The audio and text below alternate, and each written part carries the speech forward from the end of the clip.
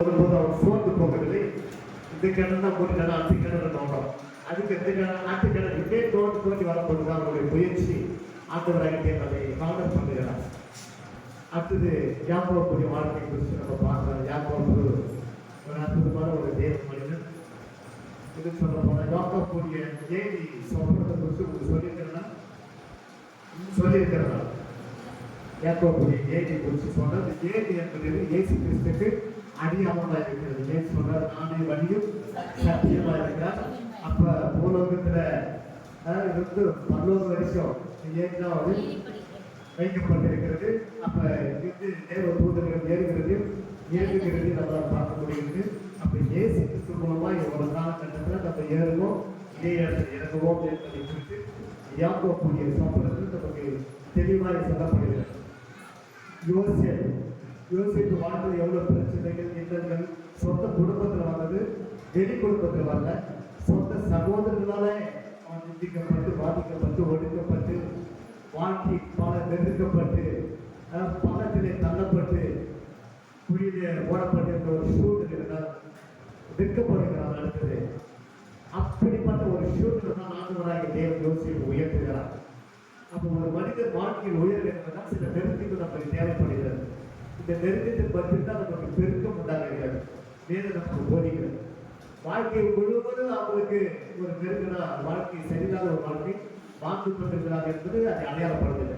புரியுதுங்களா? அப்போ தேவன் நமக்கு சில காரியங்கள் நெருக்கி வரும்போது நம்ம வாழ்க்கையை உயர்வதற்கான அந்த நெருக்கம் அதை நம்ம அறிந்து கொள்ள வேண்டும். ஆளுக்குரியவர்கள் என்ன வச்சு ஆராய்ந்து நிதானிக்கிறார். அப்போ நிதானம் நமக்கு தேவைப்படுது. இப்படி ஆதியாகமத்தில் நம்ம ஃபுல்லாக பார்ப்போம். மொத்தம் எத்தனை அதிகாரம்? 50 அதிகாரம் இருக்குது. ஆசிரியர் யாரு? முக்கியமான கதாபாத்திரம் யாரு?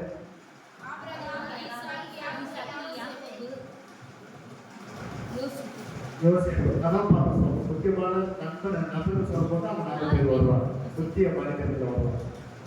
கதாபாத்திரம் வரும்போது ஆதாமு, ஏவாள் வருவாங்க. அடுத்தது ஆபேல், அடுத்தது யோவா, இதெல்லாம் கதாபாத்திரம். அந்த புத்தகத்துடைய போன்ற கதாபாத்திரம் யோசிப்பு நம்மளால் பார்க்கணும். சரி, இன்றைக்கு யாத்திராகமத்தை குறித்து ஒரு அற்புதமான கண்ணோட்டத்தை நம்ம பார்க்க போகிறோம். இந்த புத்தகம் ஒரு அற்புதமான ஒரு புத்தகம். முழுக்க ஆண்டவராகிய இயேசு கிறிஸ்துவை வெளிப்படுத்துகிற ஒரு புத்தகமாக இன்னும் சொல்லப்போன பழைய ஏற்பாட்டில் இருக்கிற 39 புத்தகங்களும் ஆண்டவராகிய தேவனை வெளிப்படுத்துகிறதா இருக்கு. ஒவ்வொரு பக்கத்தில் பார்க்கும்போது ஆண்டவர் தான் வெளிப்படுத்துகிறாரு. அது மையமாக இயேசுவை வெளிப்படுத்துகிறதா இருக்கு. அதை குறித்து நம்ம சில காரியங்களை பார்ப்போம். எடுத்துட்டு யாத்திராகவும் சில காரியங்கள் சொல்லி யாத்திராகவும் எடுத்துட்டு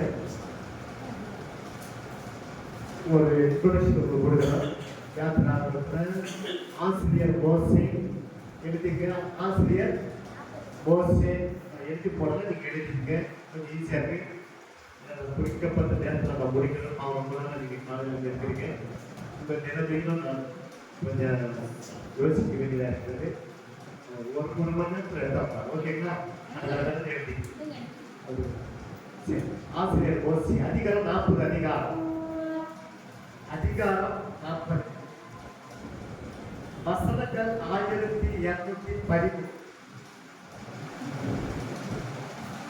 வசனங்கள் 1213. அதிகாரம் 40. ஆசிரியர் மோசே.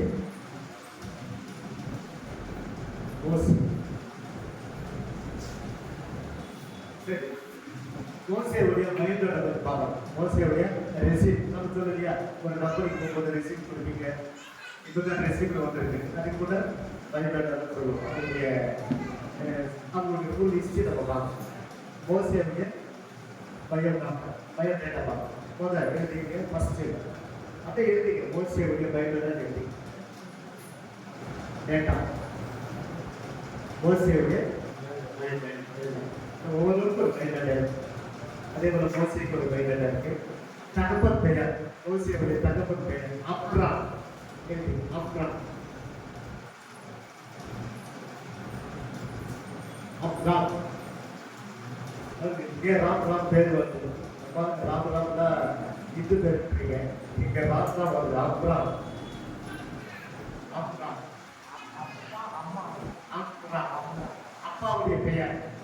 மோசேவுடைய தகப்பன் பெயர் அம்ரா. அடுத்தது தாயுடைய பெயர் யோகே பேட். யோகே யோகே பேட். வசன குழுக்களை எழுதிங்க. யாத்ராகம் 6ஆம் அதிகாரம் 20ஆம் வசனம். யாத்ராகம் 6:20. யோகே பேட். யோசேவுடைய தாயார் பெயர் யோகே பேட். அடுத்தது மோசேவுடைய சகோதரர்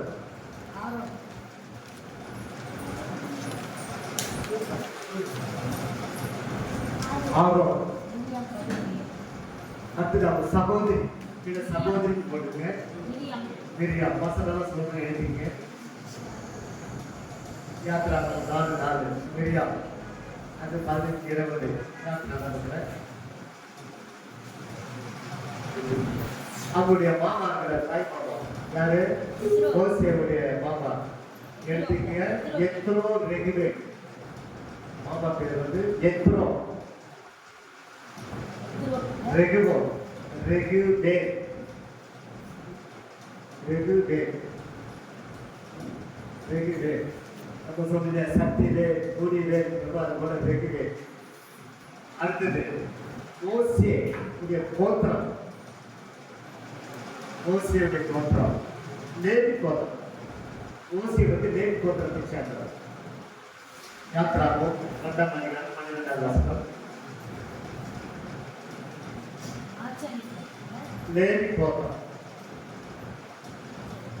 மோசேயுடைய பிறப்பு எழுதிங்க. மோசேயுடைய பிறப்பு 2ஆம் அதிகாரம் 2ஆம் வசனம்.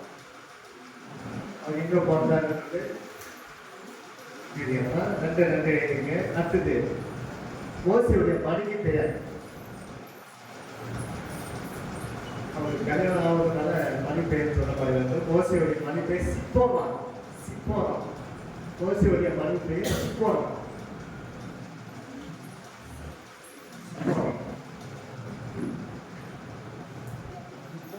ஆமா சிப்போரா. அது சிப்போரா.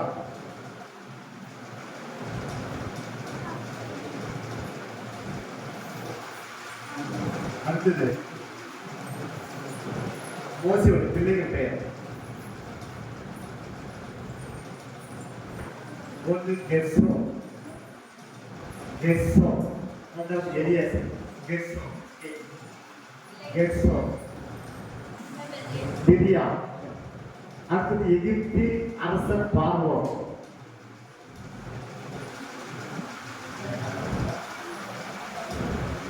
முக்கிய கதாபாத்திரம்.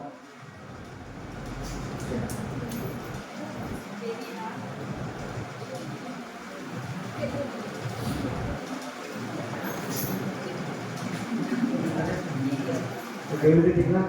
இப்ப குறித்த முக்கிய கதாபாத்திரம் மோசே, ஆரோன், மிரியாம், எகிப்து, பார்வோன், அரசன். அவதான் முக்கிய கதாபாத்திரங்களாக இருக்காங்க இந்த புத்தகத்துல. இதெல்லாம் சைட்ல இருக்கிறதா மெயின் கேரக்டர்ஸ் இவங்கதான். இவங்கதான் முக்கியமான ஒரு நபராக இருக்கிறார்கள். இந்த புத்தகத்தில் சொல்ல போனால் உங்களுக்கு இந்த யாத்ராகம புத்தகம் இஸ்ரவேல் ஜனங்கள் 430 ஆண்டு கால அடிமைத்தனத்தில் வாழ்ந்து கொண்டிருக்கிறார். புரிஞ்சுங்களா? ஆபிரகாம் சொல்லும் போது 400 வருஷம் சொன்னாரு. ஆண்டவர் ஆபிரகாம் காலத்தில் சொன்னாரு. ஆனா 30 வருஷம் எக்ஸ் ஆகி போச்சு. அவங்க வாழ்க்கையை முறுமுறுக்குதே 30 வருஷம் எக்ஸ் ஆகி 430 ஆண்டு காலம் எகிப்து தேசத்திலே அவர்கள் அடிமைகளாக வாழ்ந்து கொண்டிருக்கிறார். போகும்போது 70 பேர் போனாங்க. வரும்போது 6 லட்சத்துக்கு மேற்பட்ட ஜனங்கள் வெளியில வராங்க. 430 வருஷத்துல 6 லட்சத்துக்கு மேற்பட்ட ஜனங்கள் இஸ்ரவேலுக்கு பலிக்கு பெருகி இருக்கிறாங்க. சரி, இந்த புத்தகத்துடைய முக்கியமான காரியம் நான் சொல்லிடுவாங்க. கவனமா எழுதிங்க.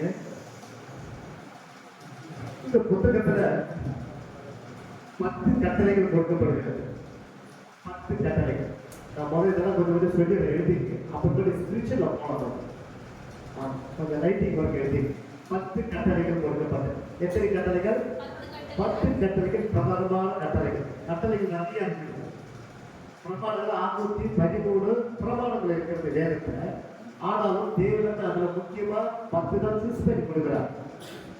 அந்த 10ல நல்லா கவனமா கேட்டுங்க. 6 கட்டளை மனுஷனுக்கும் 4 கட்டளை தேவனுக்கும் நல்லா தெரிவிப்பாங்க. 2 கற்பனைகள் என்ன சொன்னாங்க மோசே கிட்ட?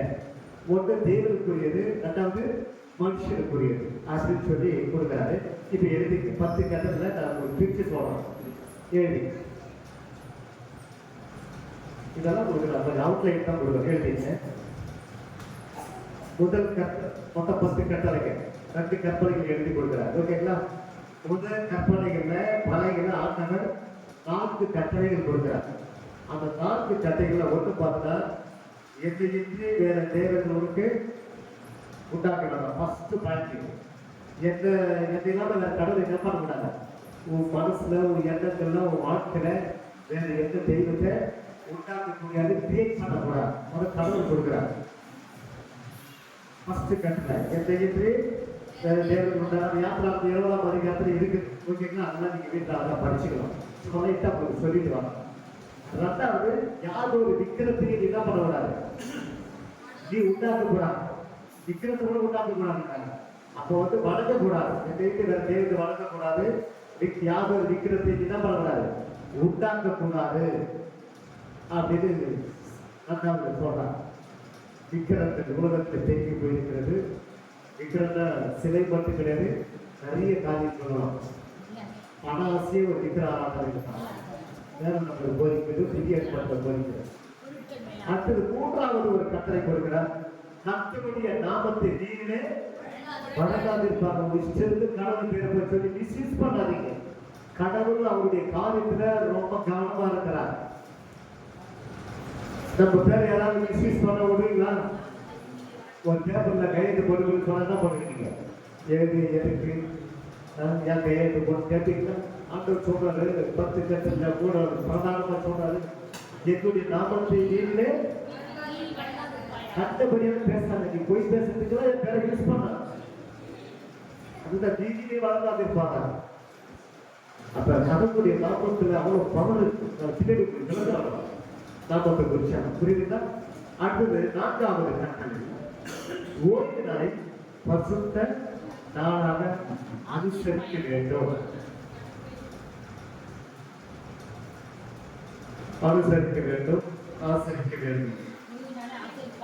இது ஒரு கற்பனைகளை கொடுத்துக்கணும். ஓகேவா? கடவுள் தன் சொந்த திறமையினாலே கைகளினாலே எழுதி கொடுக்கிறார். மோசையை எழுதுனா ஜனங்கள்லாம் வேற மாதிரி கண்டுபிடிப்பாங்க. ஏன்னா மோசைகள்லாம் படிச்சுவோம், சும்மா கிடையாது. எகிப்து தேசத்துல அவன் நல்ல சாஸ்திரத்தை ரொம்ப வல்லவனாகும். பயங்கரமா படிச்சாங்க. சாதாரண கிடையாது மோசி.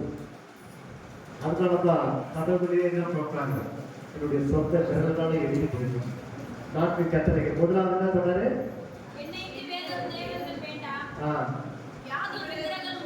உண்டாக்காதீங்க.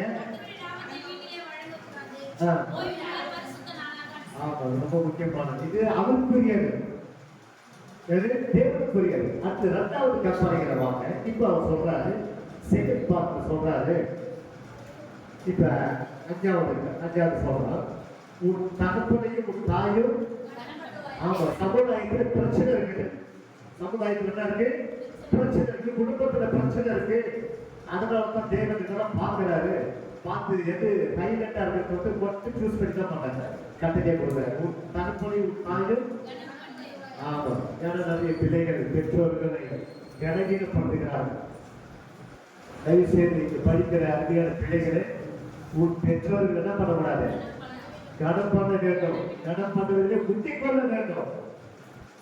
இந்த தேவன் கொடுக்கிற பிரதானமான கட்டளைகள். சமுதாயத்தில் பிரச்சனை இருக்குது. அதனால்தான் தேவன் மோசே சீதாபலம் வச்சு எழுதி கொடுக்கிறார். குடும்பத்தில் இவ்வளவு பிரச்சனை இருப்பாரு. பெத்த புள்ள தகப்பன் அடிக்கிறான், தாயை அடிக்கிறான், கொலை செய்யலாம், எதெல்லாம் காரியெல்லாம் உலகத்துல நடக்குது. ஆண்டவர் சொல்றாரு, இப்ப தாய் தகப்பனுக்கு ஒரு பாதுகாப்பு கொடுக்குறாரு ஆண்டவர். இந்த கட்டளை எவ்வளவு ஒரு செக்யூரிட்டி பண்ண. அப்போ தாயும் தகப்பனையும் என்ன பண்ண வேண்டும்? எந்த நேரத்தை கூட உங்களை சிந்திக்க கூடாது. கொஞ்சம் யோசிக்கிற வாழ்க்கையில இந்த வாலிப வயசுல உங்களுக்கு கொஞ்சம் கஷ்டமா தான் இருக்கும். நீங்க ஒரு தாயா மாறும்போது தான் தெரியும் அந்த கஷ்டத்துடைய வகைதான் புரியுதுங்களா? அதனாலதான் ஆசிரியர் அவர் மனதில் சொல்றாரு, உன் தாய் தகப்பதை பண்ணுவாங்க. ஆறாவது கருத்துல சொன்னாங்க, கொலை செய்யாது இருப்பாங்க. இதெல்லாம் சமுதாய சீர்திருத்தம், குடும்ப சீர்திருத்தம்.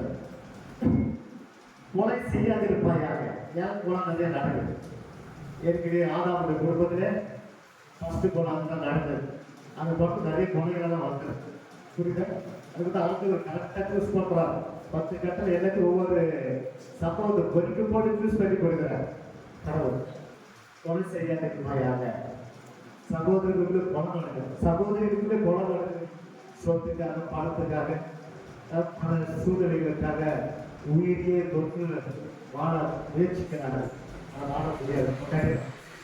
சரி, அடுத்தது 7வது கட்டளை, விபச்சாரம் செய்யாத இருப்பாயாக.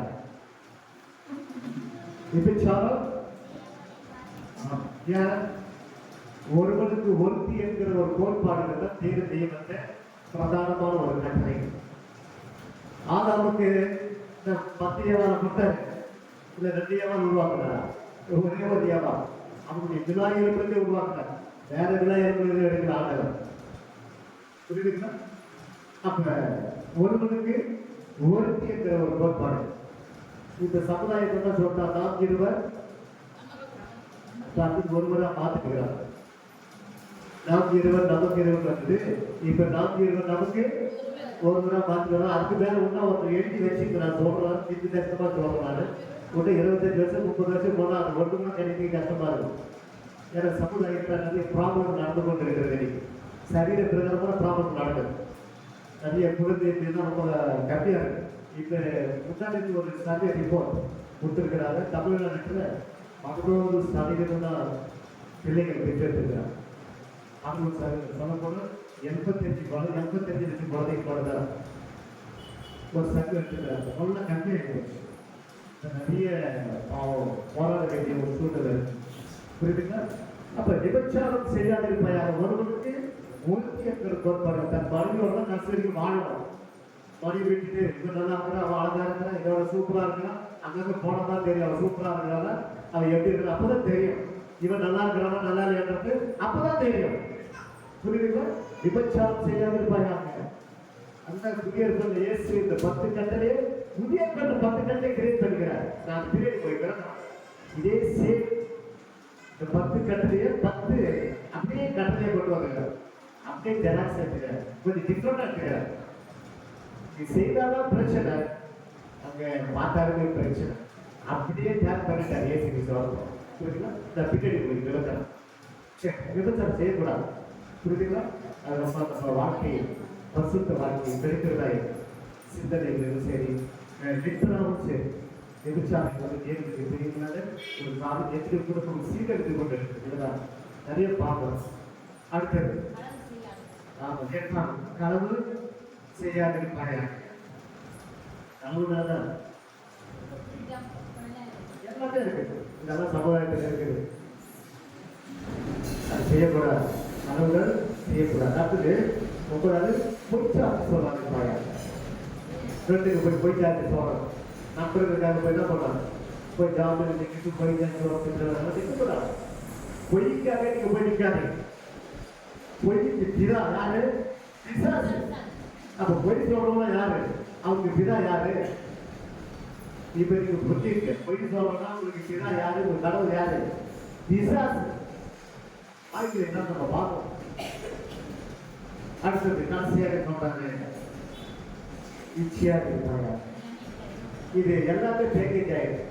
டோட்டலா கவர் மேல சொல்ற எல்லாத்துலயும் இது லாஸ்ட் கவர் ஆகும். இச்சையாக இருப்பாங்க. ஒரு பொருள் இச்சைக்கூடாது, ஒரு மனைவி இச்சைக்கூடாது, ஒரு வீட்டை இச்சிக்க கூடாது, ஒரு கடவுளை கூட இச்சிக்க கூடாது. இந்த கடவுளோட அந்த கடவுள் பெரிய கடவுள் இச்சையாக இருப்பாங்க. நிறைய பேக்கேஜ் இருக்கு, நிறைய சொல்லிட்டே போறோம். அடிக்கடிக்காக சொல்லியிருக்கோம். அப்போ மொத்தம் எத்தனை கட்டளைங்க? 10. இதே சீதா கொலைகள் கொடுத்தது. வேதத்தில் பார்க்கும்போது 613 கட்டளைகள் பிரமாணம். புரியுதா நான் சொல்றது? கட்டளை அது பிரமாணம். அது எழுதிங்க. இது 10 கட்டளை பிரதானமான கட்டளை. தேவனாகிய கர்த்தர் மோசேயை சீனாய் மலையில வர வச்சு 40 நாள் இரவும் பகலும் தேவ சமூகத்திலிருந்து அவர் எழுதி தன் சொந்த விரலிகளால் எழுதி கொடுத்ததா இது இந்த 10 கட்டளைகள். புரியுதா? நான் சொல்றது அங்கெல்லாம் இது உள்ள வரும், அதிகம் வரும். இது வந்து பிரதானமாக பார்த்து இது எல்லா செவத்திலும் எழுதி போட்டிருப்பாங்க, எல்லா சட்டையிலும் எழுதி போட்டிருப்பாங்க. புரியுதுங்களா? மனுஷன் சீர் பொறுத்தவரை மனுஷன் பரிசுத்தமா வாழ்கிறது, தேவனோடு வயசுக்கு வளர்கிறது சொல்லி இந்த கட்டளைகள் போட்டார். சமுதாய சீர்திருத்தம், குடும்ப சீர்திருத்தம், இதுக்கு அதெல்லாம் இந்த 2வது கட்டளைகளை போட்டாங்க.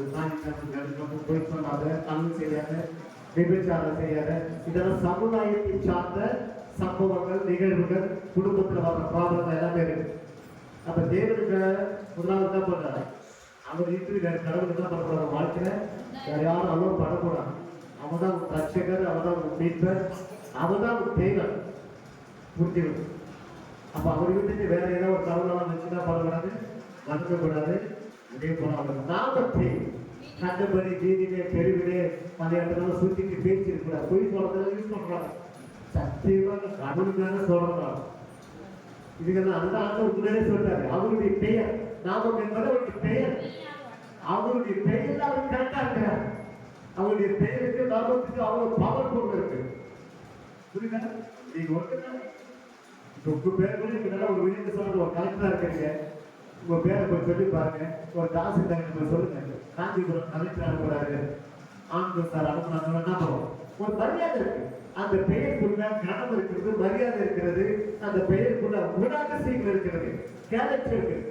அவர் யார் என்பது அந்த பெயர் கூட தெரியுது. புரியுது நான் சொல்றது உங்களுக்கு? அதனாலதான் சொல்றாரு, எல்லாருக்கும் தெரியல, அவருக்காக கண்டுபிடி பேசாது சொல்லாது சொல்லிக்கிறேன். இதுல 10 கட்டளைகள் பண்றாங்க. புரியுதா நான் சொல்றது? எல்லாம் உங்களுக்கு அவுட்லைன் தான் எடுக்கிறார். ஓகேவா? உள்ள போகலாம். சரி, இதுல அடுத்தது ஆசரிப்பு கூட ஆசரிப்பு கூட யாத்திராத்திலே கர்த்தர் இதெல்லாம் திட்டம் செய்யும். பெரிய பிளான் பண்ணி தேவனை கொடுத்திருக்கிறார். ஆசரிப்பு கூட இதுல 3 பகுதிகள் இருக்கிறது. எழுதி ஆசரிப்பு கூட ஒரு டைட்டில் போட்டு 3 பகுதிகள் உள்ளன.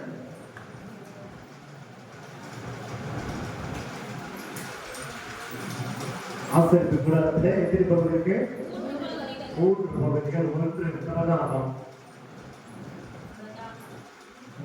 பரிசுத்த ஸ்தானம், 3 மகா பரிசுத்த ஸ்தானம். ஃபர்ஸ்ட் என்னது?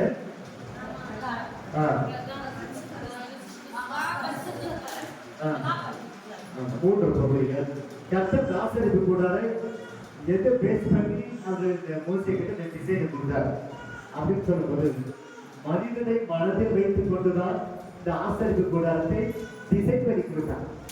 ஏனென்றால் மனிதனுக்கு 3 தந்தைகள் இருக்கிறது, 3 பகுதிகள், தந்தை விட 3 பகுதிகள் இருக்கிறது. ஒன்று ஆவி, ஆத்மா, சரீரம். இந்த 3 பகுதி உடையவனால் யாரு? மனிதன். நம்மளை பேஸ் பண்ணி தான் மனிதனை பேஸ் பண்ணி தான் ஆசரிப்பு கூடாது அதுதான் பண்ணிடுறார். நிறைவேற்றார். அதுக்கு டிசைன் போடுறது தேவன் தான். மோசையை டிசைன் பண்ண மோசைக்கு தேவன் தான் இந்த திட்டத்தை காண்பித்திருக்கிறார். ஆசரிப்பு கூட எத்தனை பகுதி இருக்கிறது? 3 பகுதி இருக்கிறது.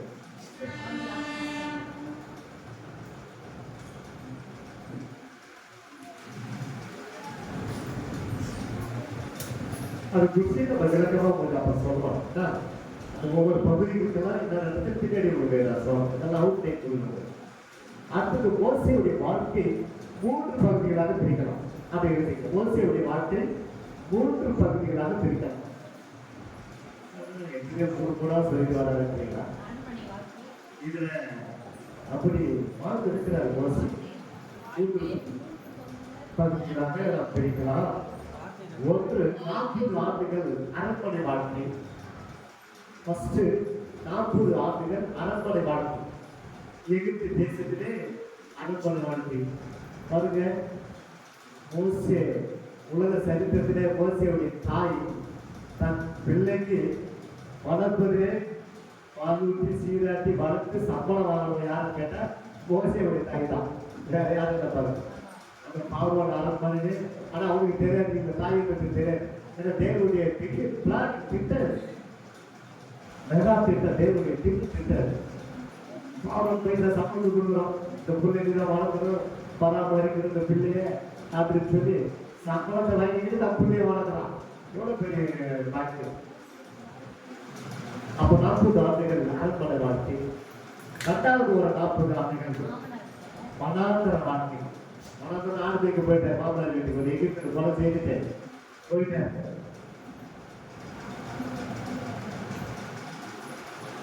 மனாந்தரத்தில் போயிட்டாரு, பைக்கு போயிட்டாரு, எகிப்தில் ஒரு கொலை செய்துட்டு. ஏன்னா தாய் அற்புதமான ஒன்றான தாய்.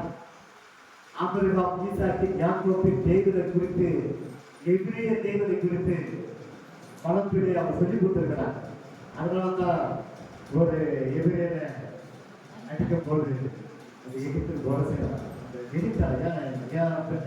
என் சகோதரம் அந்த உடல் எப்படி வந்தது, தாய் கற்றுக் கொடுத்திருக்கார்.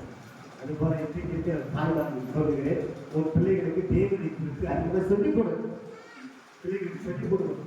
உங்க பிள்ளைங்க ஜெபிக்கும் போது சொல்லணும், எப்படி ஜெபிக்கணும், பேர சொல்லி ஜெபிக்கணும். யாருடைய தாய், ஆனா தெய்வமே இறங்கி வாங்க அப்படிதான் ஜெபிக்கலாம். புரியுதுங்களா? என் தகவலுடைய தெய்வமே, என் தாயுடைய தெய்வம் பேர சொல்லி தான் ஜெபிக்கிறியா நம்ம கூட்டு தான் முடியும். அப்ப பிள்ளைகளுக்கு பெற்றோர்கள் கர்த்தரை கொண்டு தான் அறிவு போதிக்கிறது, சொல்லிக் கொடுக்கிறது. அவங்க நம்முடைய கடவுள், அவங்க நம்ம பெற்றெடுத்திருக்கிறார், நீங்க எடுத்திருக்கிறார். மனந்தரமான வாழ்க்கையை செடிக்காமல் அவர் தான் ஒரு நாட்டில் 15 ஆண்டவர்களெல்லாம் மாற்றி இன்னைக்கு வளமான ஒரு வாழ்க்கை கொண்டு வந்திருக்கிறாங்க. அது நம்முடைய தேவை, அவர்தான் உங்களுடைய தேவை. அப்படி பிள்ளைகளுக்கு சொல்லிக் கொடுக்கணும். அதுதான் மோசையோட தாய் சிறு வயதிலே மோசைக்கு சொல்லிக் கொடுத்தான். சரி, அடுத்து 3ஆம் 40 ஆண்டுகள் இஸ்ரவேல் ஜனங்களோட ஒரு வாழ்க்கை. 40 ஆண்டுகள் இஸ்ரவேல் ஜனங்களோட வாழ்ந்திருக்கிறார். அவன் எகிப்துக்கு காணாம இருக்கிறான். அவன் காணாதுக்குள்ள போல கோஸ்டா முடிவுகளிலே இருக்கிறார். அவன் காணாதுக்குள்ள நுழைய முடியாது ஆகும். ஆனால் அற்புதமான தெய்வம் மனிதர் மோசே. அப்ப மோசேயுடைய வாழ்க்கை எப்படி பிரிவுகளாக பிரிக்கலாம்? ஃபர்ஸ்ட், அப்புறம்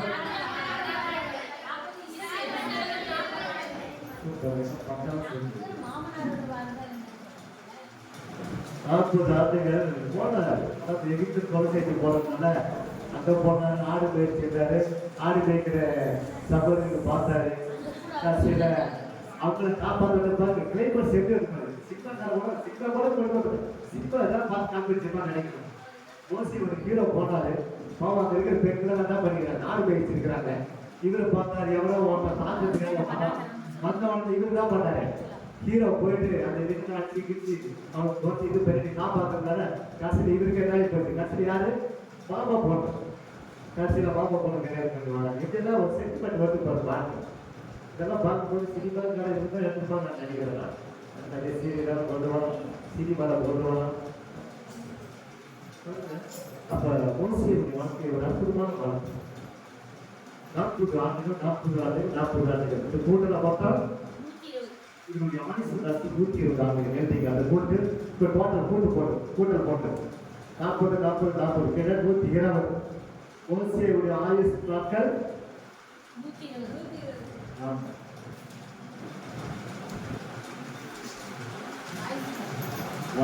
120 வயசு. அப்போ கூட அவர் கற்று நமக்கு என்ன வந்ததுனால நமக்கு தான் இப்போ நிறைய ப்ராப்ளம் வந்துட்டு சோங்கலாம் என்ன பண்ணுறது, எல்லாம் சாப்பாடு தான் பிரச்சனை. டைம்ஸுக்கெல்லாம் கூழ் தேவையான சாப்பிடுது. எல்லாத்துக்கும் தோசை அப்படி சாப்பிட்டு பாசனம் தோசை மாதிரி சோறு போயிடுது. எதில் போய் பஸ்ஸுக்கு போகிறப்ப பஸ்ஸுக்கு போயிடுது.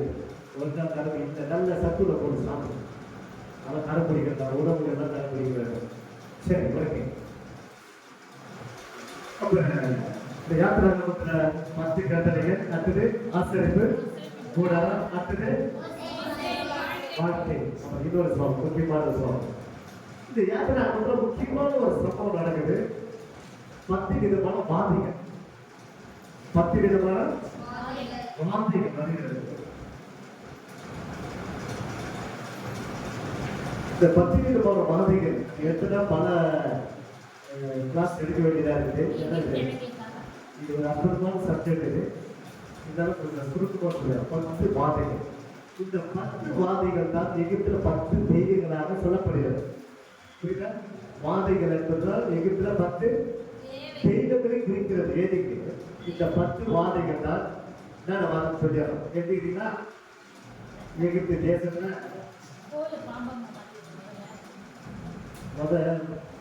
போல பாப்பா மாத்தல நைல் நதி ரத்தமா பானம் நைல் நதி ரத்தமா பாரதேசு.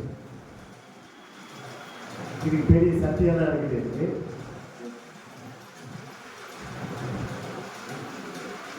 நைல் நதி தான் இப்போ ரத்தமா பாரதேசு. ரெண்டாவது தவளைகள்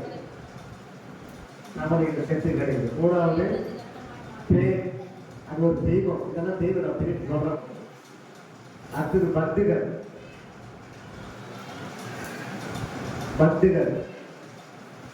அடுத்தது கொள்ளை நோய். அஞ்சாவது வந்து கொள்ளை நோய்.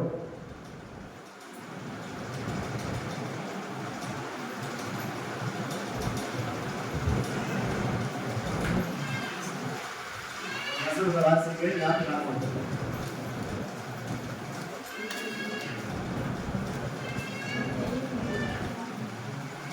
போயிட்டீங்களா?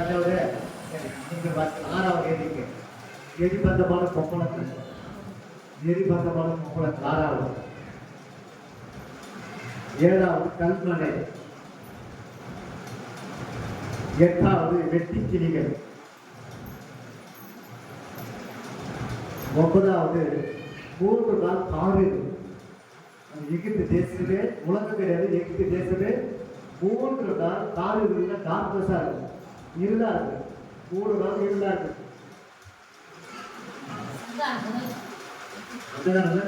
போடுது. 10வது தலைச்சிப்பிள்ளை சங்கார். அரிசி மாலை தலைச்சிப்பிள்ளை சங்கார். மொத்தம் எத்தனை வாதைகள் இருக்கிறது? 10 வாதைகள். முதலாவது என்ன வாதை?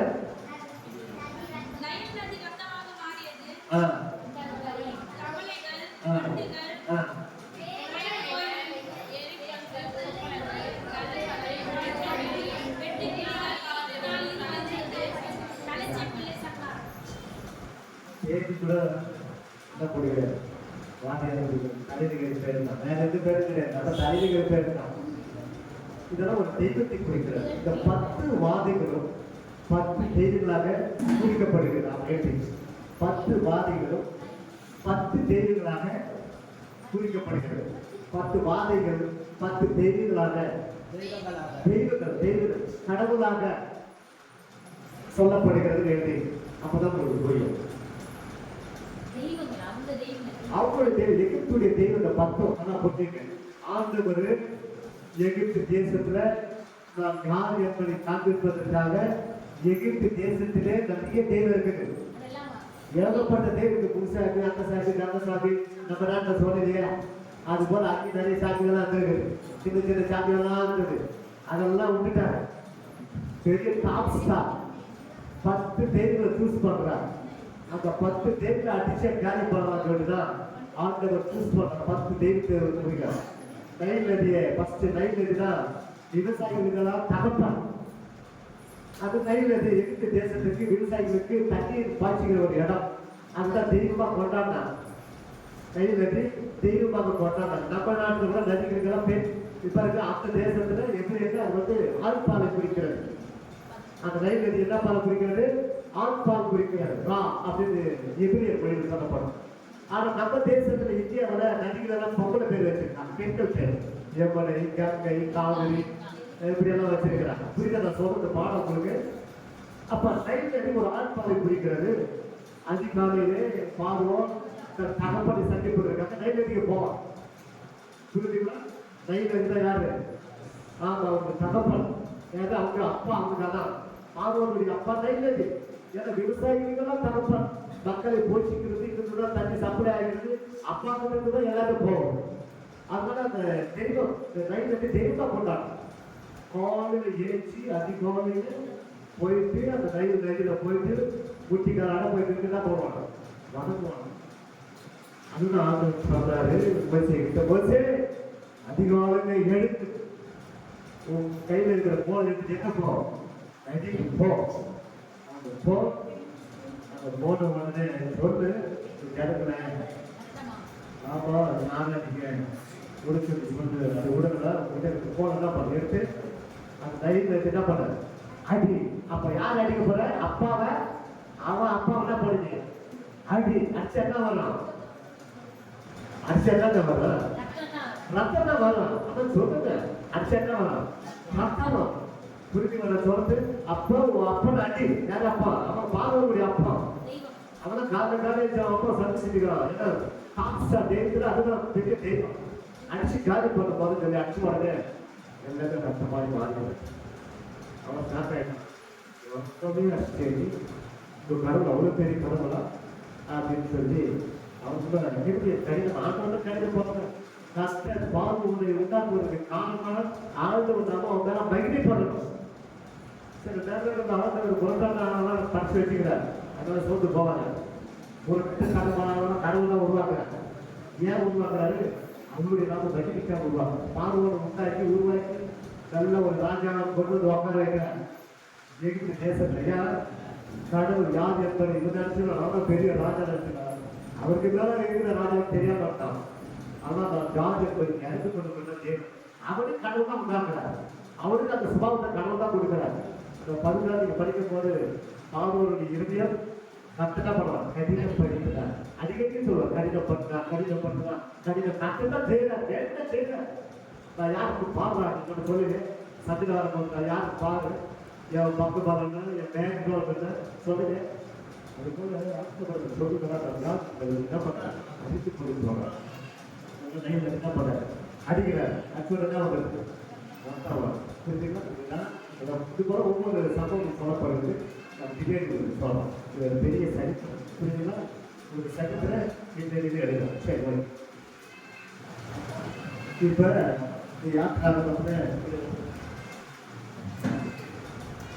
கொஞ்சம் டைப் பாருங்க. ஏன்னா கொஞ்சம் இருக்குது. சரி ஓகே. ஒரு முக்கியமான பகுதி என்ன ஆழ்குறை கொண்டு ஒரு வசந்த வாசி யாத்திரை 34ஆம் அதிகாரம் 1, 2, 3, 4 வசந்த வாசி கேட்பாங்க.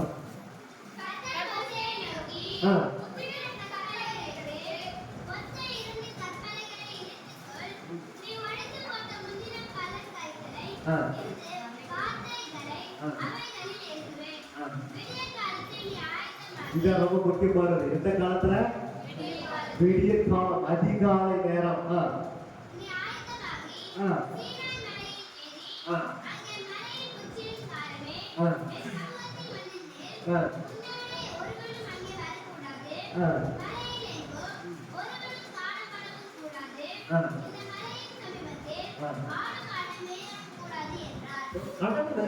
ஒரு மனிதரை சந்திப்பதற்கு எந்த டிஸ்டர்ப் இருக்கக்கூடாது.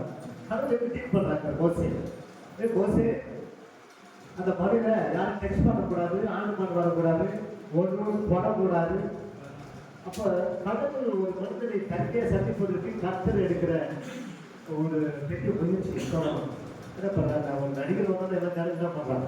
போய் எப்படி இருக்காங்க, பத்திரிக்கை போல இருக்கிறாங்க, எல்லாம் ஒரு ஆசீர்வாதம் தான் என்ன பண்றாங்க? போய் புரிஞ்சுக்கிறாங்க. ஆண்டவர் ஒரு மனிதனை சந்திக்கும் போது இந்த சிஸ்டம் இல்லாமல் கோசை சொல்ற அதிகாரம் இருந்து வா, உங்களை யாரும் வரக்கூடாது, உங்க மட்டும் தான் நம்பிப்பட போவாங்க, உங்க தான் நான் சந்திக்க போறேன். கண்டு பாருங்க, அவர் சந்திக்கிற ஒரு நேரம் இந்த நேரம் அதிகார நேரம். ரொம்ப முக்கியமானதுங்க. கிறிஸ்துவ வாழ்க்கையில நீங்க கற்றுக்கொள்ள வேண்டிய ஒரு பாடம். விசுவாசிகள் மாத்திரம் எல்லாருக்கும் பொதுவான ஒரு பாடம் இது. அதிகாலை தேவனை நீங்க சந்திக்க வேண்டும். அதிகாலை நேரம் ரொம்ப முக்கியமா இருக்குது. அதிகாலை நேரம் என்ன நேரம்? 3 மணிக்கு 5 மணி வரைக்கும் அதிகாலை நேரம். புரியுதுங்களா? அந்த நேரத்தில் அது சொல்றது சிவப்போ ஆயிரத்தி ரெடி பண்ணிவா அந்த 2 கப்பலையும் எடுத்துட்டு தான் பண்ணணும். என்னவா மழையா தொடக்கூடாது, யாரும் நிற்கக்கூடாது, 6 நாள் கூட மேய்க்கூடாது. இங்கே சொந்த சில பேர் நடிக்கிறாங்க. நஷ்டத்துக்குள்ள ஓரங்கள் கிடையாது. யாரும் தொடக்கூடாது, பிரகாரம் பண்ணக்கூடாது. என்ன கடவுள் சில பேர் எடுக்கணும் சில சொல்லிட்டு அற்புத கண்ணுனாச்சு பேசிக்கிட்டு வேண்டிய அப்படி தொடக்கூடாதுன்றாரு. அப்படி எல்லாம் சில பேர் வரும், மனசுக்குள்ள வரணும். மைக்ரோ வாய்ஸ் அதெல்லாம் இருக்கும். ஆனால் நாட்டுக்கு ஒரு தனி மனசுக்கு சேர்த்துப்பதற்கு இப்படி ஒரு சிஸ்டத்தை ஆர்டர் கொடுக்குறாங்க. யோசியை மீட் பண்ணுவோம். ஏன்னா இஸ்ரேல் ஜனத்தோட எதிர்காலம் மட்டுமே பின்னாடி வர உலகத்தில் ஒட்டுமொத்த ஜெனரேஷன் சமுதாயத்திலும் எதிர்க்கும் உண்மையாக படிதான் பார்த்து கேட்டாலும் கொடுக்குறாரு. அதுக்குதான் கொண்டு வராரு. நம்ம மோசி அதிகாரம் என்ன பண்றாரு? அதிகாரம் ரொம்ப முக்கியமானது. வசனத்தை வாசிங்க. நீதிமொழிகள் 8ஆம் அதிகாரம் 14ஆம் வாசிங்க. விலைக்கு சொல்லலாம்.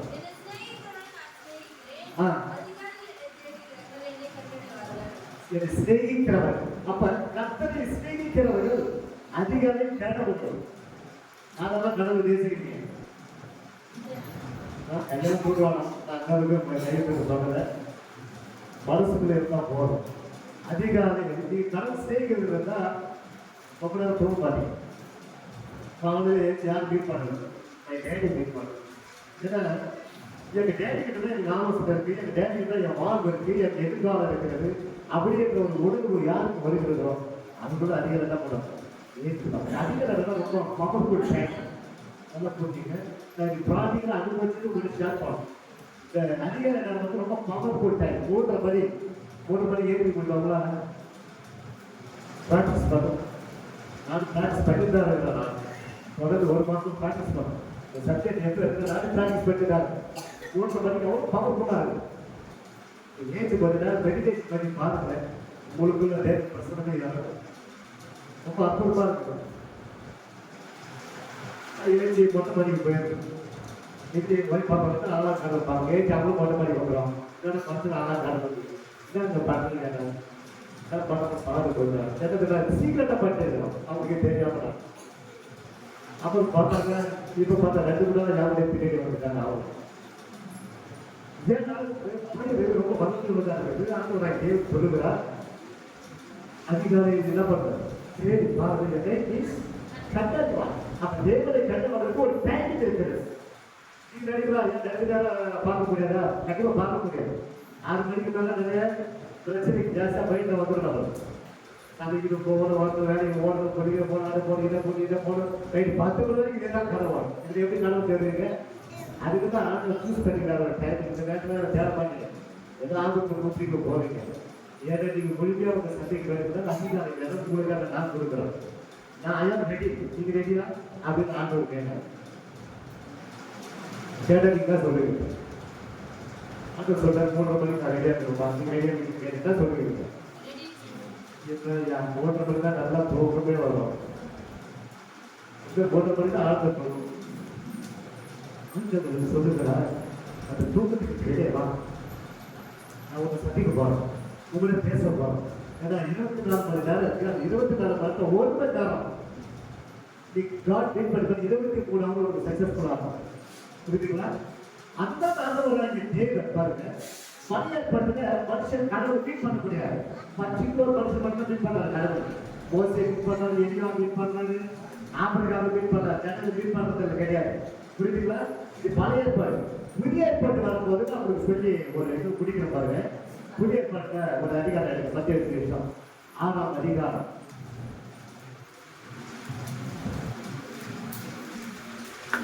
10வது வசனம் வாசிங்க. அதுக்கு மேல வாசிங்க. விதம் என்பது ஒரு மாடல், ஒரு சாம்பிள் பறையில சொல்றார் இயேசு கிறிஸ்து.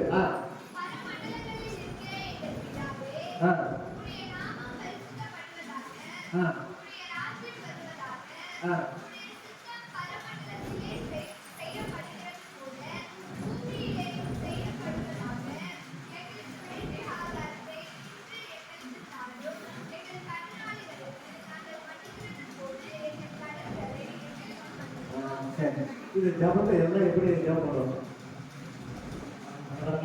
தெரியுமா?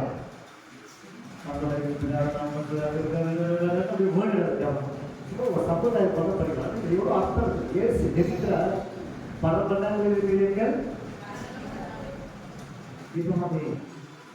அப்ப பழைய ஏற்பாட்டுல ஜெபிக்கிற யாரும் தேவரே மீட்பரே கேடகமே நற்சீடமே இப்படித்தான் ஜனங்கள் வந்து கடவுளா பார்த்தாங்க, தேவனா பார்த்தாங்க பழைய ஏற்பாட்டுல.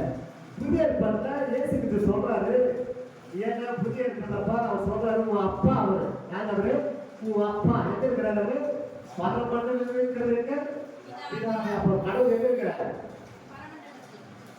இப்ப சொல்லுங்க, நீங்க பைபிள் காலேஜ் படிக்க தெளிவா இயேசு ஜெபிக்கிறார், பரமண்டலம் இருக்கிறவரை எங்களுக்கு பிதாவே இருக்கிறார். அப்ப கடவுள் எங்க இருக்கிறார்?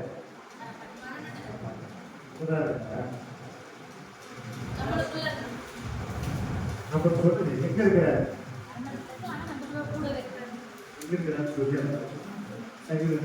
சொல்லி புரிகிறார். அப்புறம் விளக்கத்துக்கு போனோம். 39 நான் ஜூன்ல இருந்து வாசிக்க 8 வரைக்கும் வாசிக்கிட்டாங்க.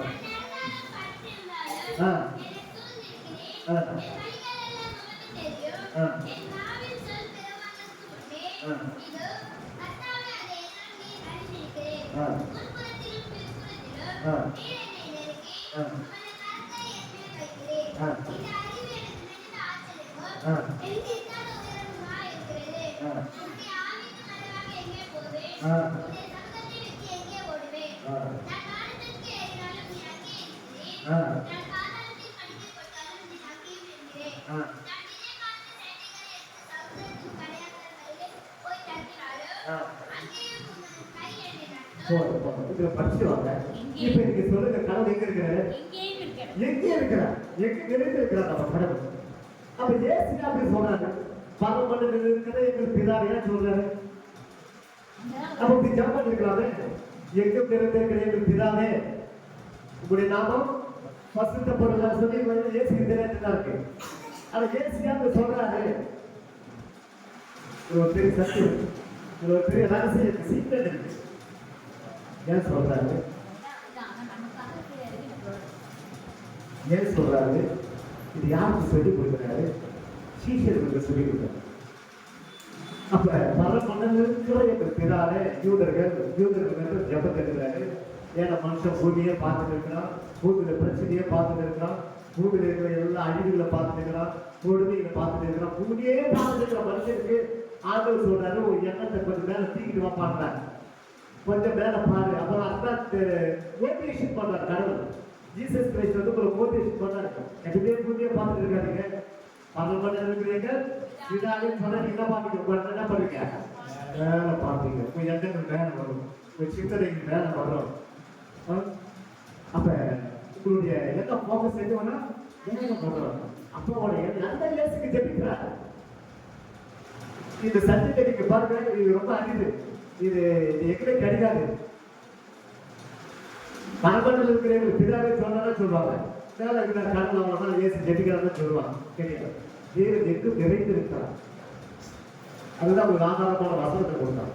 ஏன் ஜெபிக்கிறாங்க? யூதர்கள் வச்சுங்க, அப்பயாவது யூதர்கள் யாரை பார்ப்பான், கொஞ்சம் மேல பார்ப்பான், என்ன கொஞ்சம் மேலோக்கி வருட்டோம். தீயே கலந்தால் சிந்தனை, குப்பத்தை கலந்தால் சிந்தனை, துன்மார்க்கம் வாழ்ந்தால் சிந்தனை, அசத்துல இருக்கிற அவங்களுடைய சிந்தனை மேலோக்கி வருட்டம், மேல பார்க்கட்டும். அப்படிதான் ஆண்டவராக இயேசு தான் பண்ணாரு. இதாவே கூப்பிடுறாங்க. அப்புறம் அப்பாவுக்கு மகனுக்கு ஒரு உறவை அதை காட்டிக்கிறான் ஜபத்தை. என் அப்பா இருக்கிறாருப்பா அப்படின்னு காட்டுக்கிறாரு. புரியுதா? அந்த ஜபத்துல நிறைய வித்தியாசம் இருக்குது. எங்க பிதாவே நம்ம சேர்த்துதான் அவர் ஜெபிக்கிறார். இப்ப தனிப்பட்டாவது பண்ணாலும் எப்படி ஜெபிக்கலாம்? பரமண்டலம் இருக்கிற என் பிதாவே அப்படின்னு ஏசு சொல்றது எங்க பிதாவே. நம்மளால சேர்த்து ஒரு குடும்பமா சேர்த்து ஜெபிக்கிறார். இந்த ஜபத்துல 3 டென்ஸ் இருக்குது. மெத்தட சொல்லி கொடுக்கிறார். மோசேயுடைய வாழ்க்கை சீனா மலையில ஜபத்துல 40 நாள் பறந்துருக்கிறார். முடிச்சுட்டு வரும்போது அவங்க எப்படி இருந்தது? நானும் பிரகாசத்துக்கு நிறைய நேரம் போட்டு பார்த்தோம். அங்கே சொன்னாலும் பார்த்து போட்டு உட்கார முடியல. இதான் பண்றது, எவ்வளோ நேரம் நோக்கி போட்டு பார்த்தா அப்படியே தான் இருக்கிறாங்க. சொல்றது அப்பதான் ரகசியம் தெரியுது. மோசையை பார்த்து தேவ சமூகத்துல அவ்வளோ உட்காந்துருக்கிற தேவனுடைய பிரசனத்துல இருக்கும். ஆனா மோசைய தேவ பிரசனத்துல முகம் பிரகாசிக்குது. இப்ப அதை விட காட்டுல ஆண்டு பெண்கள் வச்சுக்கிற தேவ சமூகத்துல தான் உன் வாழ்க்கையே பிரகாசமா இருக்கும். இல்லையா? அந்த புதிய ஏற்பாடு அங்க சொல்லிக் கொடுக்கிறார் இயேசு கிறிஸ்து. அப்ப இயேசுடைய ஜெபம் கொஞ்சம் வித்தியாசமா சொல்லி கொடுக்குறாங்க. இந்த ஜெபத்துல மேல நீங்க பார்க்கும்போது 2 கேட்டகரி இருக்கிறான். ஒருத்தன் மாயக்காரன் ஜெபிக்கிறான், ஒருத்தன் அஞ்ஞானிகள் ஜெபிக்கிறான். இதெல்லாம் ஜெபிக்கிறது இயேசு சொல்லி கொடுக்குறான். மாயக்காரன் தான் ஜெபிக்கிறான், மனுஷன் பாவத்துக்காக ஜெபிக்கிறான். அஞ்ஞானிகள் அதிகமான வசதி பெரு ரொம்ப நேரம் ஜெயிப்பாங்க. சில பேர் ஜெபம் பண்ண ஆரம்பிச்சாலும் இவங்க ஜெபம் பண்ணுறது எல்லாம் விசாரிச்சு தீர்வாங்க. எப்போ தாக்கா முடிக்க பார்ப்பாங்க. கட்சியில் பார்த்து எல்லாம் ஜெயிச்சு எல்லாம் பிளாட் ஆகிடும். முன்னாடி ஆச்சு நீ பண்ணுற ஜெபம் எனக்கு முடிக்கவே வந்து போகுது அப்படின்னு நாங்கள் விசாரிச்சு கட்சி ஜெபத்தை சுருக்கமாக ஜெபம் இந்த ஜெபம் குறித்து சொல்றாங்க. சொல்லி கரெக்டாக ஜெபிக்கணும். வசனத்தை வச்சு ஏசுக்கு தெளிவாக ஒரு நாள் சொல்லி கொடுக்குறாங்க. பரம்பரைகளுக்கு எங்கள் பிதாவை ஜெபம் பண்ற விதமாகும். இதெல்லாம் ஒரு பாடம், ஒரு பேட்டர்ன் சொல்லி கொடுக்குறாங்க. இதே ஜெபிக்கு சொல்லி கொடுக்குறாங்க. இது ஒரு பாடம். அப்போ உங்க ஜெபத்தை முதலாவது தகப்பனுடைய பாரு, உன் எண்ணங்கள் மேலோங்கி வருத்தம், உன் அப்பாவை பாரு. உன் வாழ்க்கைக்கு அனுபவம் செய்யக்கூடியது அவர் தான். உன் வாழ்க்கையை செழிதாக்குறது அவர் தான். உன் வாழ்க்கையை வளமாக்குறது யாரு? உன் அப்பா உன்னை படிச்சவர், உன்னை பேர் சொல்லி அழைச்சவர். அதனால உன் ஜபத்தை எட்டோடு பிரச்சனை கொட்டிடாத. நீங்க நிறைய பேர் ஜபம் சொல்லணும்னு என்ன பண்ணிடுவாங்க? அப்படியே உட்காந்து எழுதுவாங்க. அப்படியே தட்டி கொட்டிடும். ஜபத்துல இந்தியாவில் ஃபர்ஸ்ட் இடம் இருக்கலாம். கண்டிஷத்துல முதல் இடம் எதிர்க்கா இந்தியாவில் இருக்கலாம். அவர் வாங்குறாங்க வருஷம் ஏசு சொல்லி கொடுக்குறான். உன் கண்ணீரை நிறுத்து. அதுக்காக கண்ணீர் விடுவதான்னு சொல்றாங்க. எது கிடையாது. ஜபத்தை ஒரு மெத்தட் ஏசு சொல்லி கொடுக்குறாங்க. நான் சொல்றேன், இந்த ஜபத்தை ஏசு சொல்லி கொடுக்குறான். ஏதோ மாஸ்டர் ஜெயசுதா சொல்லி கொடுக்கல, பணச்சியோட சொல்லி கொடுக்கலாம். அந்த ஜபம் பண்ணும்போது முதலாவது சொல்றாரு, உன் பிரச்சனை வைக்காத, உன் பாடல்கள் வைக்காத, உன் வேதனை வைக்காத, உன் கஷ்டத்தை வைக்காத. உன் அப்பா அம்மா பாரு. இதுக்கு உண்டான தீர்வு யாரு? உன் அப்பா. அவர் பார்த்துட்டு அதுக்கு உண்டான தீர்வு எல்லாம் கிடைச்சிருக்கிறாங்க. இது இருக்கிற விசுவாசிகள் எந்த உடனே என்னதான் பண்றாங்க? பிரச்சனை தான் வைக்கிறாங்க. நான் இன்னைக்கு சொல்றேன் உங்களுக்கு, மோசே ஜபம் ஒரு பெரிய மாடல். நம்ம வாழ்க்கையை மாற்றிடுகிறது. ஜபம் என்பது அதிகார சபை என்பது நம்முடைய மனதை மறுரூபமாக்கப்படுகிறது. நம்முடைய சிந்தனைகள் மறுரூபமாக்கப்படுகிறது. நம்முடைய வாழ்க்கையை வளமாக்குகிறது. ஜபத்துல நம்முடைய எண்ணங்கள், நம்முடைய சுபாவங்கள் எல்லாம் சேஃப் ஆகும். நம்ம கேரக்டர் சுபாவம் அதிகார ஜபம் கடவுளோட உருவாடும் போது நம்மளுடைய டோட்டல் ஆக்டிவிட்டிஸ் எல்லாம் என்ன ஆகுது? மாறுபட்ட ஒரு பழக்கம். அதுதான் பேசி சொல்லுகிறார். சொல்லிட்டு அவங்க சொல்றாரு, ஆதாரம் எங்களுக்கு அதாவது 3 போட்டு வாசிங்க. 3 டென்ஸ் இருக்கு. Person positive future tense. அது சொல்லி நான் முடிக்கிறேன் உங்களுக்கு. நிறைய டைம் இல்லை. அதுக்காக நம்ம யாத்திராக்கெல்லாம் பார்த்துட்டு இருக்கிறோம். போய் ஒரு ஜபத்தை தான் கொண்டு வரோம். எங்களுக்கு வேண்டிய ஆதாரத்தை இன்று எங்களுக்கு தாரும். இன்றுதான் இது பர்சன் நிகழ்காலத்தை குறிக்கிறது. எங்கள் கடனாளிகளுக்கு நாங்கள் மன்னிக்கிறது போல பாசிட்டிவ் வராத மன்னிப்பது போல எங்கள் கடன்களை எங்களுக்கு மன்னியும். பாசிட்டிவ் புரியுதுங்களா? அடுத்தது எங்களை சோதனைக்கு உட்பட பண்ணாமல் தீமையிலிருந்து எங்களை ரட்சித்துக் கொள்ளும் ராஜ்யமும். அப்ப ஃபியூச்சர் டென்ஸ். அப்ப 3 காலத்துக்கு யாரு நம்ம தேவன் கடவுளா இருக்கிறார். புரியுதா? 3 காலத்துக்கு யார் கடவுள்? தேவன். அவர் நேற்று இன்றும் என்று மாறார். புரியுது? அந்த சொல்றது வந்து அந்த ஜபத்துல எவ்வளவு சக்திகளா இருக்கு. இந்த ஜபத்தை பல மாதங்களாக ஒரு திருச்சபை போதித்துக் கொண்டிருக்கிறேன். நிறைய வாட்ஸ்அப் விசாரிச்சுட்டு உருவாக்கி கொண்டிருக்கிறேன். அந்த ஒரு பார்த்து தான் உங்களுக்கு நான் கொடுக்குறேன். ஏன்னா மோசி ஒரு ஜபம் இருந்ததால உங்களுக்கு லிங்க் பண்ணி போடுறோம். புரியுதா? அப்பா பிதாவே ஒரு உறவை தேவன் கொடுக்குறாங்க. அப்படி ஏன் ஒரு வேலை பார்க்க சொல்றாங்க? 2-3 மாசம் எழுதி ஒரு 5 நிமிஷம் முடிச்சிடறாங்க. ஏசாயா 6:1 வாசிக்க. கடற்கரை ஏசாயா 6:1 வாசிக்க. ஒரு எழுதி போட்டு ஏசாயா 6:1. ராஜா மரணமடைந்த வருஷத்தில் ஆண்டவர் உயரமும் உன்னதமான சிங்காசனத்தின் மேல் போட்டோம். அவர் எதுல இருக்கிறாரா? உன்னதமான சிங்காசனம். எப்படி பாருங்க, எப்படி அவருடைய போக்கஸ் பாருங்க. அடுத்தது இன்னொரு வசனம் சங்கீதம் 97:9 வாசி. 97:9 வசனம் மட்டும் கொடுங்க.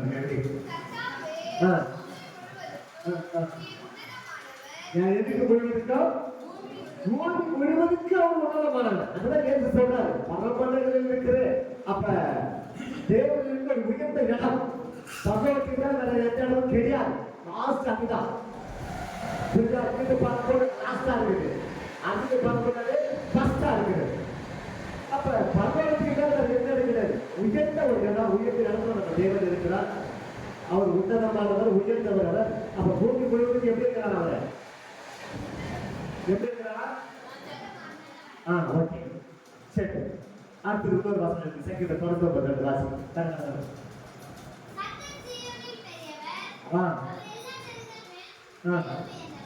அவர் சியோனில் பெரியவர், எல்லா ஜனங்கள் பேரும் உயர்ந்தவர். அப்ப ஜனங்களுக்கு மேலதான் யாரு? உயர்ந்தவர். இந்த உயர்ந்தவர் பற்றி நான் உங்களுக்கு டெபினிஷன் கொடுக்கிறோம். எந்த விதத்தில் அவர் உயர்ந்தவர் என்பது சொன்னோம். இது ஒரு வாசனை எழுதி சங்கீதம் 113 4 வாசனை வாசனை.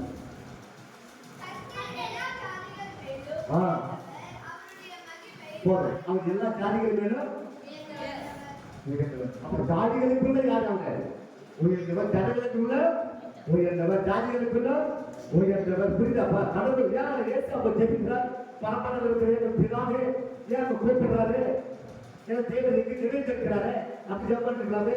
எங்க நிறைந்திருக்கிற என் தேவனே, இப்படி நாம பசுத்தப்படுவதாக, இப்படி ராஜ்யம் வருவதாக சொல்லியிருக்கிறாரு. ஏன் பற்றி யூதர்கள் மத்தியில் அந்த ஜெபத்தை ஏறெடுக்கிறார். அப்ப உங்களுடைய எண்ணங்கள், உங்களுடைய சிந்தனைகள், உங்களுடைய எல்லா காரியங்களும் எங்க வரணும்? மேல் நோக்கி வர வேண்டும். எதுக்கு பூமியே பார்த்திருக்காரு. சங்கீதம் சரி, அப்போஸ்தலர் 4:24 சொல்லி முடிக்கிறோம். அப்போஸ்தலர் 4:24 புதிய ஏற்பாடு எப்படி ஜெபிக்கிறாங்க?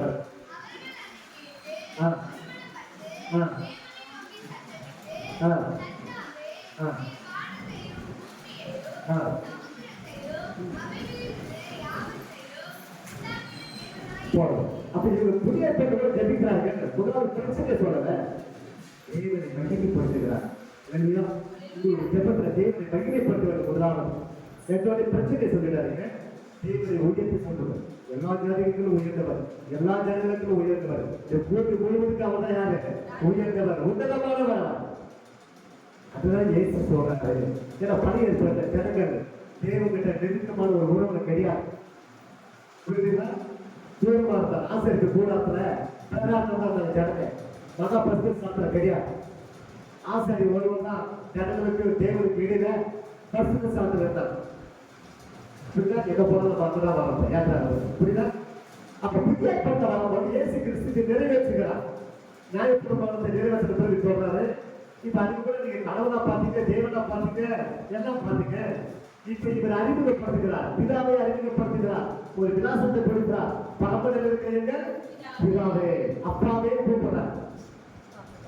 அப்ப மகனுக்கு ஒரு தகப்பனுக்கு உள்ள ஒரு உறவை கணிச்சு இடப்பட சொல்லி காமிக்கிறார்.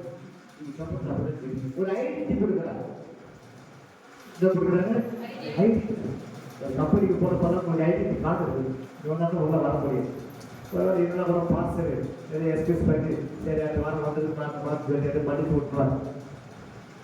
ஆனால் விசுவாச கிட்ட நம்மளுக்கு ஒரு ஐடென்டிட்டி இருக்கணும். யாரு? அவருடைய பின்னே இருக்கிற ஒரு ஐடென்டிட்டி இருக்கணும். அலையா? ஏன்னா அவருக்கு அப்படி தகப்பன் பிதா.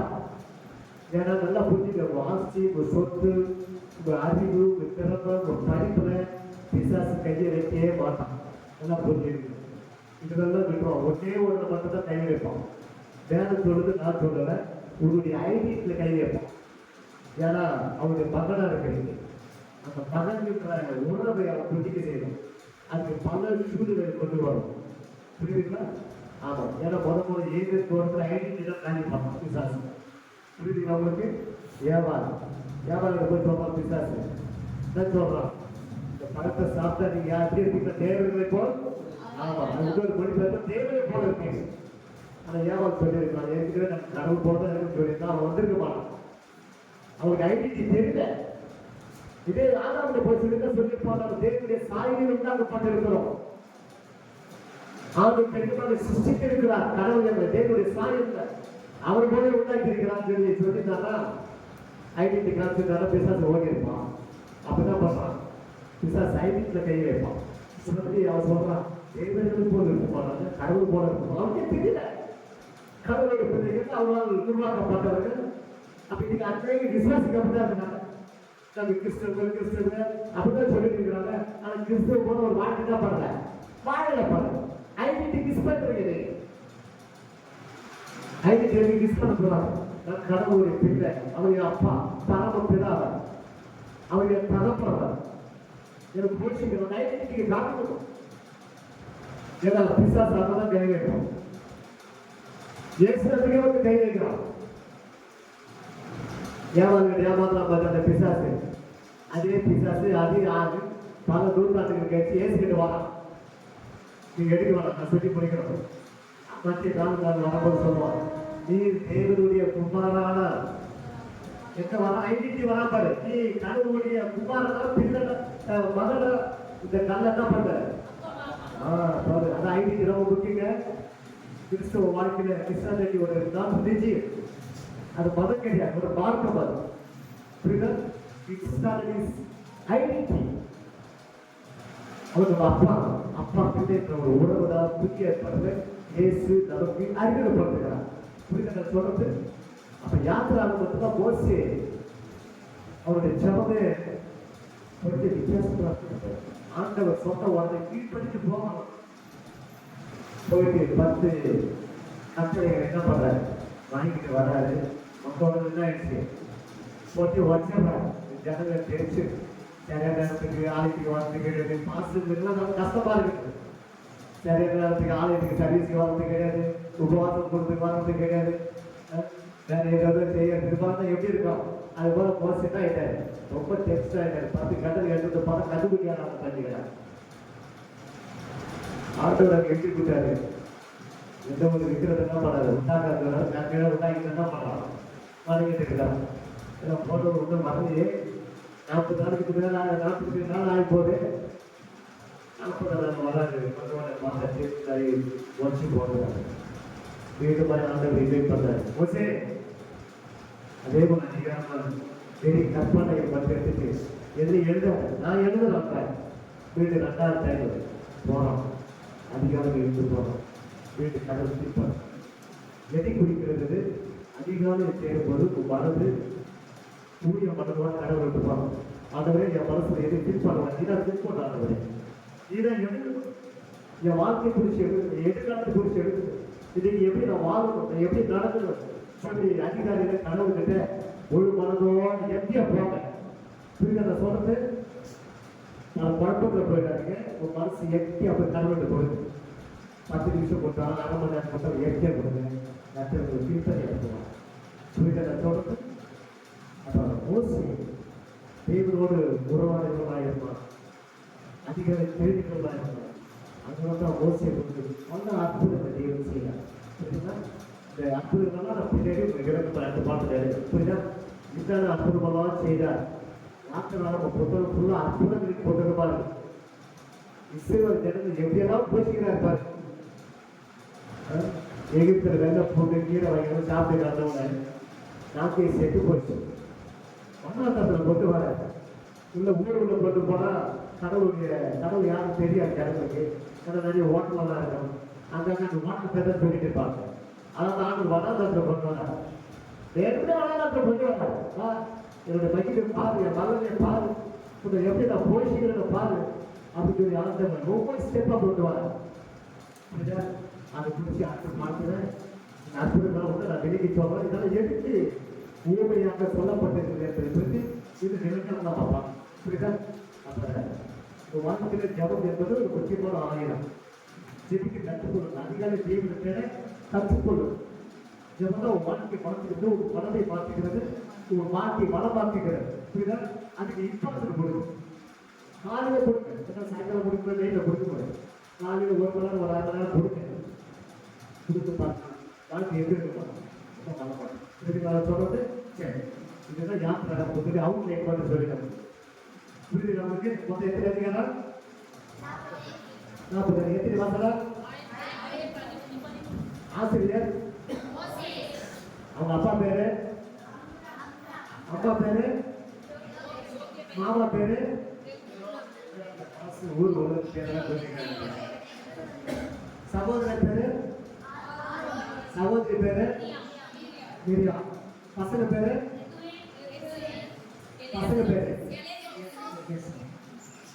மாமா பேரு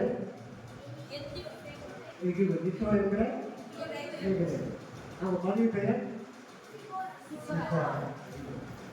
அவருடைய பையன் கேட்டாங்க யாருடைய பையன் கேட்டா ஒரு சில பேருக்கு தான் உங்களுக்கு போட்டுருக்கோம் ஓகேவா இப்பெல்லாம் அவுட்லைன் நிறைய போட்டுருக்கோம் ஆசிரியர் போதாலும் மோசியோடைய வாழ்க்கை எப்படி பிரிவா அப்படிங்களா 3 பிரிவுலாம் வச்சுக்கலாம் மோசியோட ஆன்சர் பேருக்கு 120 ஓகேவா அடுத்தது வாதிகள் எத்தனை வாதிகள் இந்த 10 வாதிகள் அந்த எகிப்துல 10 தெய்வங்கள் குறிக்கிறது அது பற்றி கண்டிப்பா அதுல எடுக்கணும் ஓகேவா நம்ம ஒரு வாட்டி மட்டும் எடுத்துக்கிறோம் கையில் மட்டும் எடுத்துக்கிறோம் முதல் தெய்வம் நிறைய தெய்வம் இருக்குது நம்ம நாட்டு கூட புதுசாக்கி அங்கசாக்கி எல்லா சாக்கியோட அதெல்லாம் வாங்க ஒதுக்கிட்டாங்க அதெல்லாம் ஒன்றும் கிடையாது பட்டு 10 டாப் ஸ்டார் தெய்வத்தை பற்றி எடுத்து ஆண்டவர் டீல் பண்ணார் பார்வர்கிட்ட டீல் பண்ணாரு அது முதல் தாயாரு லைப்ரரி தான் தகப்பன் விவசாயிகளுக்கு தான் தகப்பன் அதுக்குள்ள சம்பளம் ஆகும் அதே அடிச்சு என்ன பண்ணாரான்னு காலி பண்றாரு புரியுதா இதெல்லாம் நம்ம பார்த்துருக்கோம் புரியுதா ஆசைக்கு கூட நம்ம பார்த்துருக்கோம் இதெல்லாம் உங்களுக்கு அவுட் லைன் தான் கொடுத்துருக்கு புரியுதா அதே போல மோசே அவர் பிறந்த தேதியிலே தான் அவர் வடிக்கிறார் என்பது ஏற்கனவே போதிக்கிறது அடுத்த பார்ப்பது எந்த விளம்பரத்தோட நம்ம பார்க்கணும் ஓகேங்களா சரி பிறந்த நாள் தான் யாரு மதிக்கிறாங்க ஆமா மோசே பிறந்த நாள் தான் அவருடைய பிறந்த நாளாக ஆமா ஏற்கனவே சொல்லிருக்கு வசனத்தோட ஆதாரத்தோட பல நிகழ்வுகளோட அடுத்த பார்க்கணும் இன்னும் அதிகமான சக்திக்கு உள்ள போகணும் நிறைய உங்களுக்கு அவுட் லைன் தான் கொடுத்துருக்கு புரியுதுங்களா சரி ஓகே வேற என்ன சொல்லுங்க